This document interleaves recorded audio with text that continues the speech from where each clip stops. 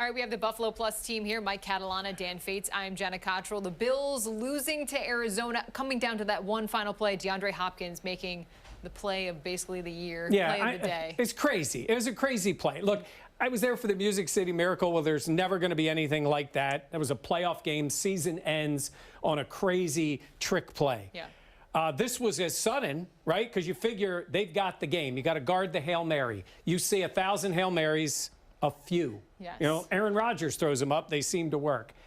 This play was insane because if you had to say to the Bills, who's going to be back there? You'd say, well, we'd want Poyer there. Yep. We'd want Hyde there. Heck, we'd want Trey White. You had all three of them. Yep. They had him surrounded. Yeah. Dan, Hopkins just made the play. Yeah, and that's bottom line. Is we always talk about somebody stepping up and needing to make a play. Well, in this game, at the end, Josh Allen and Stephon Diggs stepped up. Yeah. Yeah. And then DeAndre Hopkins kind of trumped them. Look, Sean McDermott was asked after the game, what would he have done differently? Look, he took that timeout with 11 seconds left. He said he wanted to give his pass rushers an extra second to catch their breath, and he also wanted to see the formation that the Cardinals came out in. Well, guess what?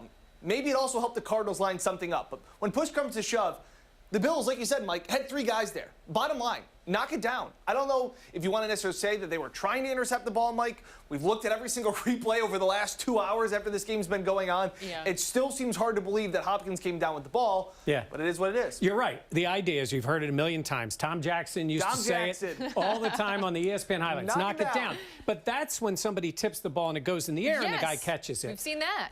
Hyde got behind him. Trey White came flying in. Yeah, Poyer's in front of him. Yeah.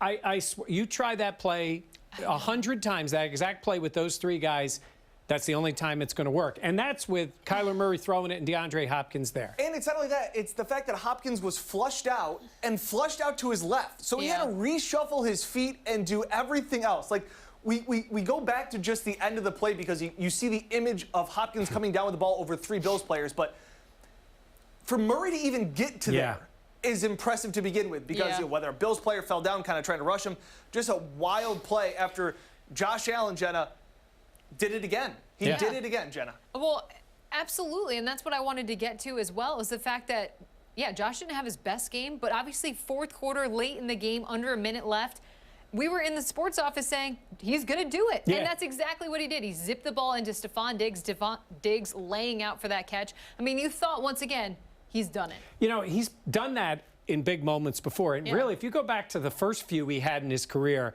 they were after he had made mistakes and mistakes. This year, he hasn't made that many mistakes. And he needed to come back in this game. And, you know, Beasley made big plays. Oh, my gosh. And obviously, that one phenomenal catch that he made. And I said to you guys who were watching, I said, I don't think this game's going to get tied. I think they're going to win it or lose it right here. You did. You said exactly that. They sort of won it and then lost it, not in the way we thought. So I give Josh Allen credit. He did make some bad decisions in this game, threw into coverage, Dan, got himself in trouble. But, man, I'll take the guy who comes through in the fourth quarter like that. And that's exactly it. So many people are saying, well, Josh Allen struggled for, some of this game. And you're right. There was a couple bad 3-and-outs. Like when the defense was actually making a couple stops after they gave up 17 unanswered points. They were making stops in the fourth quarter, and the Bills and Josh Allen couldn't really seem to get anything going. He had 2 turnovers in the second half. But, guys, it's so easy. I feel like it's the easy thing to say and be like, well, it didn't come down to that one play. It does. That game does come down to one play. That if DeAndre Hopkins doesn't catch that ball, then the Bills are 8-2. Josh Allen's led his 12th game-winning drive, and we're going, man, this team's got it.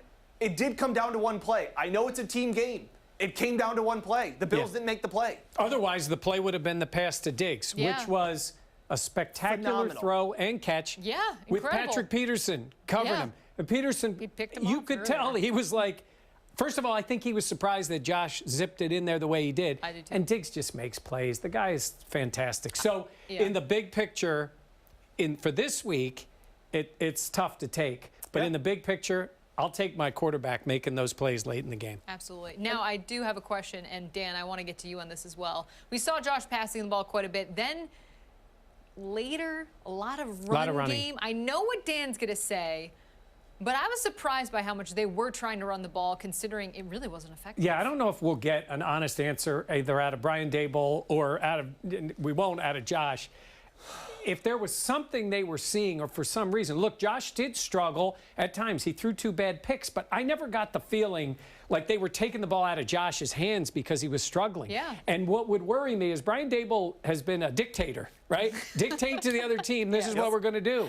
He wasn't doing it. And they did have, they did have a couple of decent runs, but few and far between. The only good runs they really had were Josh Allen runs. Which is fine. I'm fine. We're fine with Josh Allen running right. it. But Dan's usually in the middle here when it comes to running the ball. Dan? My head's going to explode. I just, to see the Bills, even when Josh wasn't great and he was just good in the first half, they were moving the ball. Look, Cole Beasley had 11 catches. Stephon Diggs had 10. Combined, Zach Moss and Devin Singletary ran the ball 11 times for 35 yards. That's 3 yards a carry. It just set their offense back. It seemed like at times the only thing that was slowing the Bills' offense down from moving up and down the field was themselves and them getting blown up on first down. And that was causing them to be in second and long. And then guess what? Well, now they know that Josh is going to pass. And then if that's not a first down, well, then they know third down. It makes the Bills predictable. If you can keep them off balance on first down, opens the playbook up, Mike. I will say, if there's one thing I saw in this game, and I mentioned it to you guys before the Seattle game because it was that case, and before this game because it was the Seattle-Arizona game, is they're pretty good at coming up with ways to blitz. Yeah. And they fooled Russell Wilson. They did. And they were attacking Josh, and he got out of a lot of plays, and I was... I'm trying to think, like, what is the reason? Are you really just trying to slow down the blitz and slow down the rush? Josh Allen's usually very good against that kind of pressure. But they came from all different angles and got to him and forced him out. And he had one that could have been a terrible interception, and somehow Singletary caught the ball. Wild. And they almost got a first down. But he was scrambled a bit. And I do think maybe the idea was to run the ball a little bit to slow down that rush. I'm trying to find something, Dan. I'm having a tough time figuring out why. Yeah, it's very confusing. I don't understand the concept behind it. This is a team that is built to throw the ball, to let Josh cook. They did it. I don't think they did it enough. All right. Well, the Bills are still 7-3. They head into the bye week. They'll have this upcoming week off. They'll have the Chargers the week after that. Big picture, Mike Catalana, how are we feeling about Buffalo? Big picture, it's a loss against an NFC team. So when you look at them compared to the other games, 7-3. Look in the rearview mirror, though. I mean, Miami won again today. I know. That's what you got to worry about. They are playing well. They got confidence in the young guy. And the plus is the Bills have beaten them, and they got one more win. Take the bye, get everybody healthy. John Brown got banged up today. Look, they're 7-3, and they had this one stolen from them. You feel really good. But, man, 8-2 would have been sweet. 8-2 would have been sweet. All right, we'll be having more coverage on BuffaloPlus.com. For Mike Catalana and Dan Fates, I'm Jenna Cottrell. Thanks so much for watching. We'll have more coming up this week.